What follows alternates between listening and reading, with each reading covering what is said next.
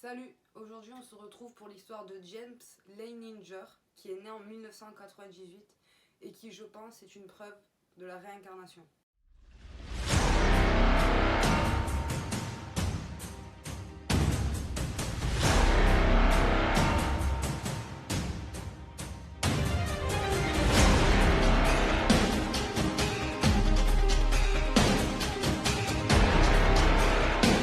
Les parents de James s'appellent Bruce et Andrea. Et à l'âge de 2 ans, ils ont décidé d'emmener James dans un musée d'avions parce qu'il adorait les avions. Il jouait toujours avec des avions, enfin voilà quoi, le petit garçon qui adore les avions. Et après qu'il ait été au musée, en revenant, James a commencé à avoir de violentes crises d'angoisse quand il dormait. On l'entendait crier et il se débattait dans son sommeil. Et il criait avion en feu, avion en feu. Il dira ensuite à ses parents qu'il rêve que l'avion va s'écraser et que le petit homme ne peut pas sortir. Voilà, il dit à ses parents avion en feu, crash, le petit homme ne peut pas sortir. Et ses parents commencent à trouver ça bizarre parce que ça se répète toutes les nuits. Donc toutes les nuits, il fait exactement le même rêve et il dit la même chose à ses parents. Ils vont donc l'amener voir un médecin. Alors le médecin va leur dire que vers l'âge de 4 ans, c'est normal que les enfants font des cauchemars parce qu'ils commencent à extérioriser leurs peurs et à la visualiser dans les rêves. Genre les peurs, vraiment les peurs irrationnelles qu'on peut avoir nous, c'est vers l'âge de 4 ans que ça commence à se développer. Sauf que là, James il a que 2 ans, alors le médecin va dire que c'est quand même un peu tôt, mais il va demander aux parents de poser des questions à James, de lui dire, de expliquer plus le rêve, vraiment plus de détails de ce qui s'y passe. Et c'est ce que vont faire les parents donc. Sauf que James il va rien dire de plus à ses parents à part qu'il y a un avion qui est en feu, qui se crache et que le petit homme peut pas sortir. Et il va montrer à sa mère, il va genre se mettre sur son lit, il va pousser avec ses jambes vers le haut et il dira à sa mère maman il est comme ça le petit homme, il pousse mais il peut pas sortir. Ses parents vont lui demander qui est le petit homme qui peut pas sortir, il va répondre c'est James. Ses parents vont lui dire non James c'est ton nom à toi. Et lui, il va dire non, James, c'est son nom à lui aussi. Donc, il dit que dans son rêve, l'homme qui peut pas sortir s'appelle James. Ensuite, il va commencer à faire beaucoup de dessins d'avions, surtout, oui, d'avions. Et des avions qui se crachent, des avions en feu.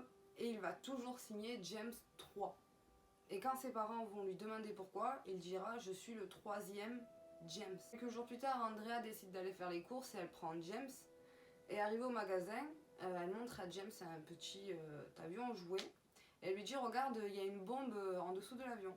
Et James il va lui répondre non maman c'est pas une bombe, c'est un réservoir détachable. Et là Andrea va pas comprendre, elle va lui dire mais il a 2 ans, il va pas à la garderie, même moi je sais pas ce que c'est, comment lui il a fait pour faire la différence entre une bombe et un réservoir détachable. Donc à la suite de ça, Bruce, le père, il a décidé de poser des questions beaucoup plus précises à James. Et il lui a demandé, il lui arrive quoi exactement à ton avion? James va dire, on nous a tiré dessus. Le père va demander qui a tiré sur lui et il va répondre, bah les japonais.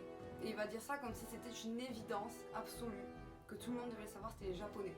Sauf que je rappelle qu'il a 2 ans et qu'à 2 ans, je pense pas qu'on connaisse les pays. Non, on connaît pas les pays. Je pense pas qu'à 2 ans on connaisse les pays. Ou alors, pas tous les pays et on fait pas trop la différence entre... Bruce va alors demander à James de où a décollé l'avion, il va lui répondre d'un porte-avions, il va lui dire lequel et James va répondre le Natoma. Avec tous les détails qu'a fini par raconter James, les parents ont fini par retrouver un pilote qui date de la Seconde Guerre mondiale du nom de James Houston. James Houston est mort au-dessus du Pacifique au cours d'un raid aérien contre les Japonais le 3 mars 1945. Les parents de James se sont aussi vite rendus compte que la sœur de James Houston était encore vivante. Ils ont donc décidé de la rencontrer pour lui poser des questions et pour voir si ce que racontait James était bien un cas de réincarnation ou pas. Ils ont donc prétexté que le père Bruce voulait écrire sur le crash de l'avion dans lequel était mort James et la sœur a donc accepté et elle s'appelle Anne Baron. Anne a donc accepté le rendez-vous et la famille est donc allée la rencontrer chez elle. Et là, les parents lui ont expliqué pourquoi ils étaient là et la véritable histoire. Et James s'est tout de suite senti familier avec elle et s'est mis à l'appeler Annie. Ses parents lui ont donc demandé d'arrêter et lui ont dit tu peux pas arriver chez une vieille dame et l'appeler Annie comme ça, alors que la vieille dame elle a 80 ans, c'est pas possible. Et Anne, elle va donc dire non, non, non, ça va, c'est rien, il y avait que James, mon James qui m'appelait comme ça. Et du coup, elle va être très émue. Et James va ensuite continuer à parler avec elle, genre de rien. Il va lui demander des nouvelles de son autre sœur.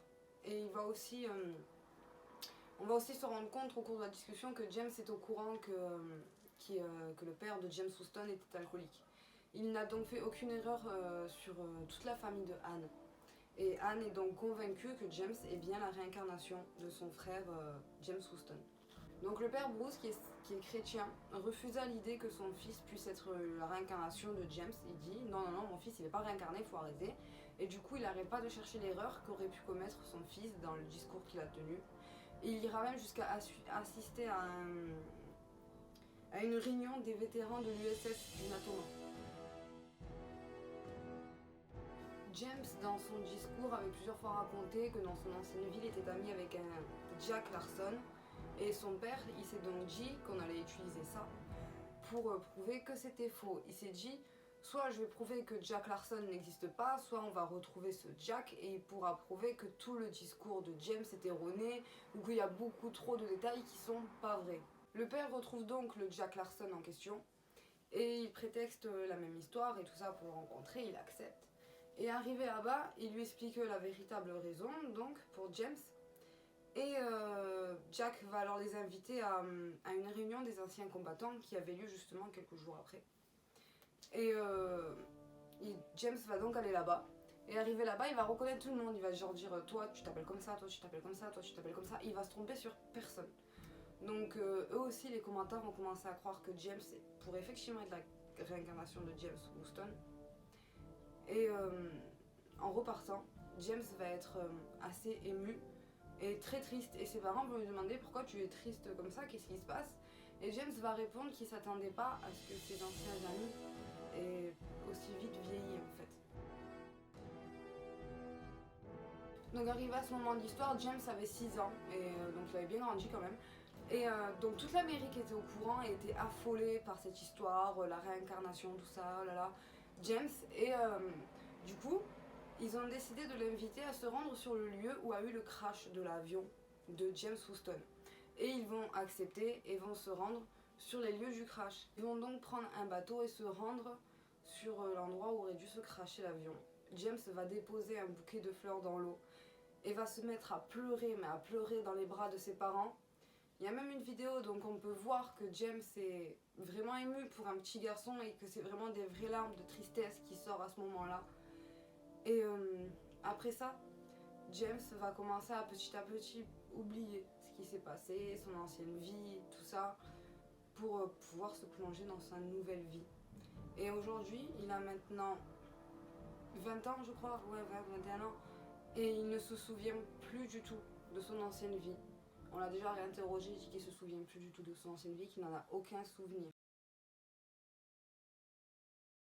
Voilà, j'espère que cette histoire vous aura plu et merci à tous d'avoir regardé ma vidéo. N'hésitez pas à vous abonner et à laisser un pouce bleu et des bisous.